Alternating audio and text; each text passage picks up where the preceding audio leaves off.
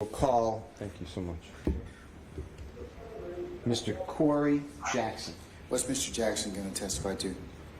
Your Honor, he is a young man. How many witnesses do you have, Mr. Steele?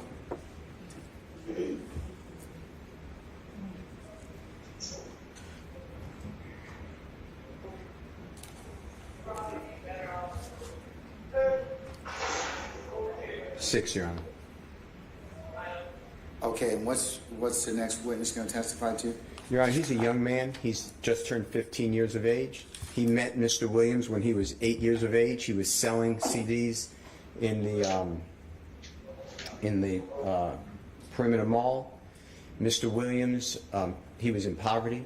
He's from Jackson, Mississippi. His family's here as well in your courtroom. Mr. Williams explained to him that... Hang tight. Mr. Steele, if it is your goal to establish that Mr. Williams has significant ties in the community, I believe that you've established that to the court's satisfaction.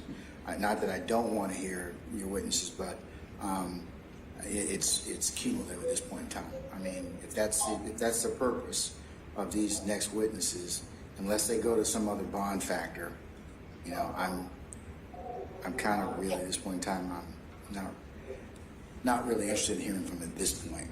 Well, he goes more to a different factor, Your Honor. And what is that? Danger to the community, which is what I thought the state is arguing. Okay, all right. If he's going to danger the community, all right. Come on up, young man. Please approach the witness stand. Once you get there, if you'd be so kind and turn face Deputy Talton to be sworn as a witness. Hold stand up before you. Okay, go ahead. You raise your right hand. You swear in front of the testimony I will give the court the truth, the whole truth, and nothing but the truth, so Yes, sir. you can take a seat. State and spell your first and last name. Corey Jackson, COREYJACKSON. Good afternoon, Mr. Jackson. Thank you. Good afternoon to you. It's up to the court, and it's also up to you if you want to take off your mask with the Honorable Court's permission. If you want to keep it on, you absolutely keep it on. Okay. Your choice, young man. I'd like to take it out then.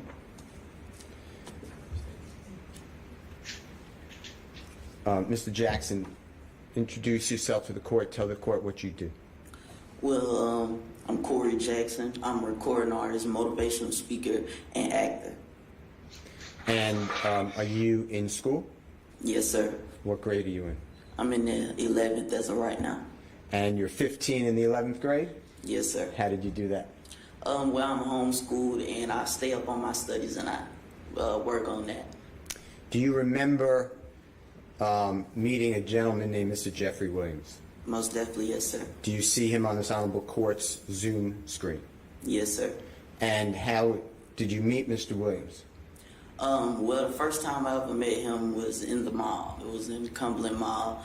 I was probably 8 or 9 at the time. I had first met him with my music, and I approached him, and I didn't know who he was.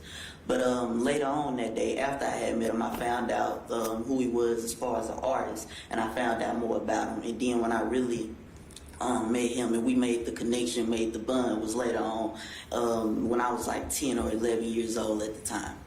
And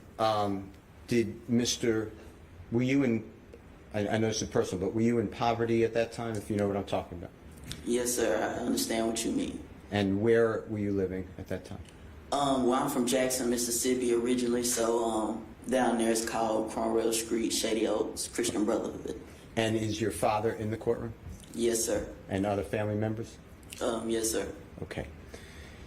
Tell this Honorable Court if Mr. Williams ever took you to where he was raised on Cleveland Avenue. Yes, sir, he has. And tell the court what you learned from that and what the purpose was. Well, at the time, he took me there because I always expressed to him how at me being at such a young age and being able to achieve what I have and have the knowledge that I do have, that's why I started motivational speaking, because I want to inspire the youth and show them that anything is possible. Because you can look at somebody while they're old and you say, oh, that's good, they doing it, but now you have an example that's your age and close to you in age that's showing you that it's possible. And Mr. Williams, he showed me, he took me to where he was from. And he showed me where he came from. He showed me the property that he lived in. And he told me, he told me a saying, each one teach one, which is something that he lives by. And he has also helped instill in me that I live by now. Each one teach one. And he told me whatever knowledge you have to be able to spread it, because this is who you are trying to inspire and show them that they can become successful. So that is what he took me there for, and to show me how he was able to achieve what he has and where he comes from. And what I have to do if I want to motivate more young people like me. And tell this honorable court whether you have gone across our country talking to other students, people your age and younger at schools. Yes, sir, I have. I've did different things like different school tours and doing motivational speeches for different organizations like the Boys and Girls Club and different things of that nature, and different youth centers, detention centers, of course, schools. Yes, sir, I have. And has Mr. Williams put upon you the duty that you have to always be positive and try to get other people not to do crime? Yes, sir, he has, and he has always motivated me in that goal and that mission. He has always showed me that path and always deterred me from anything that could be negative or affect me in a negative way. He always deterred me from that and showed me the right way and showed me a positive way to do anything I have going on. Has Mr. Williams taken you on tour with him, with your family's permission, and taken your family? Yes, sir, he has. And if you can remember, what are some of the places that you went with Mr. Williams? Atlanta, Georgia, Los Angeles, California, St. Louis, Chicago, New York. I've been to New Orleans with them before, many different places, Tampa, and some more places. It's been a lot. Houston, Texas? Houston, Texas, Dallas, Texas. Okay. And have you been on stage with Mr. Williams and talking to people about all positive, motivating in a positive direction? Well, yes, sir, I have been on stage with them, and we have also made motivational videos with motivational messages. And when you go to schools, is that with Mr. Williams' request? Yes, sir. And what do you tell the other children when you're there? Well, first, I speak on my 5 keys to success, which are hard work, determination, dedication, motivation, and ambition.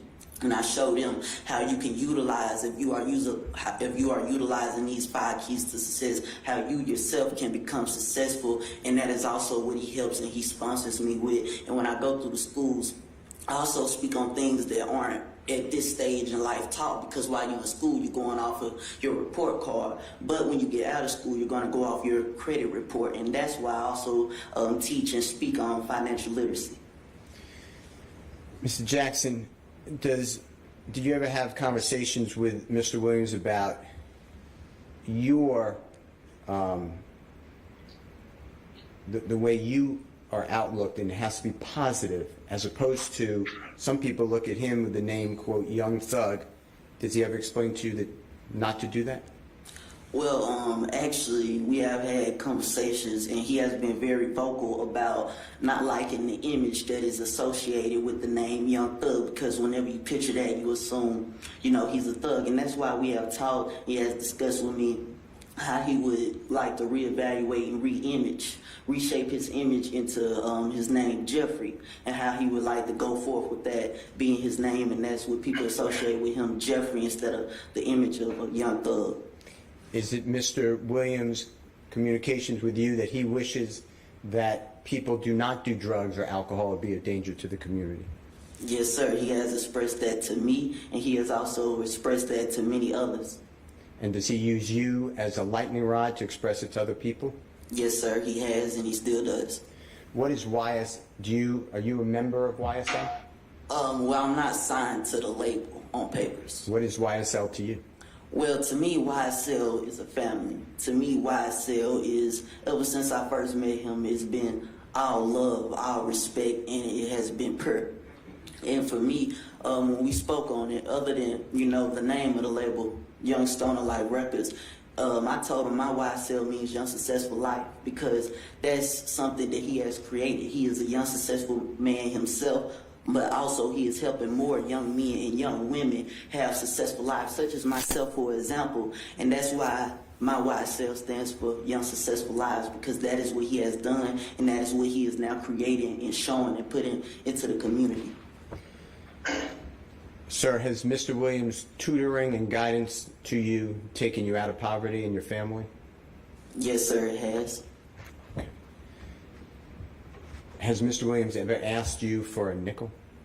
No, sir, he has never asked for no profit or proceeds from anything that he has helped contribute with. Never.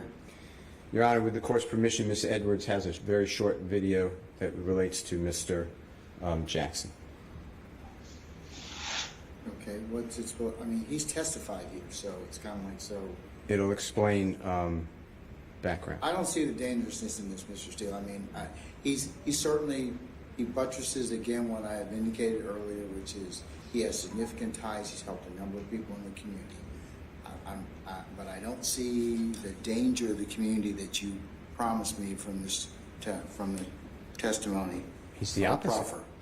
I think that my promise is good. Mr. Jackson is saying that the entirety of Mr. Williams' desires is that people do not commit crime, do drugs, do violence, and to stay in school.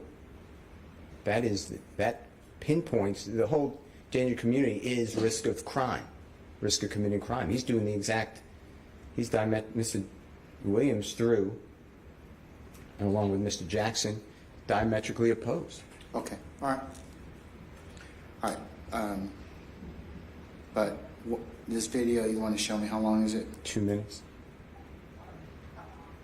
And what's it going to show me? It'll show you Mr. Jackson on The Ellen Show. It'll show him on CNN. It'll show him interacting with Mr. Williams, interacting at schools, just to give you an idea of how this message is all across the country. I think he's testified that more significantly. I mean, I'll accept the video as proof of that, further proof of that particular issue, but I think Mr. Jackson here has well articulated that issue. Okay. Okay? Then I have no other questions for Mr. I want to thank you so much for being here. Thank you, sir, and thank you, Your Honor, for allowing me the time to come and speak. Oh, you're very welcome, young man. Any questions, Mr. Geary? No, sir. All right, young man, you can step down and sit in the gallery if you like.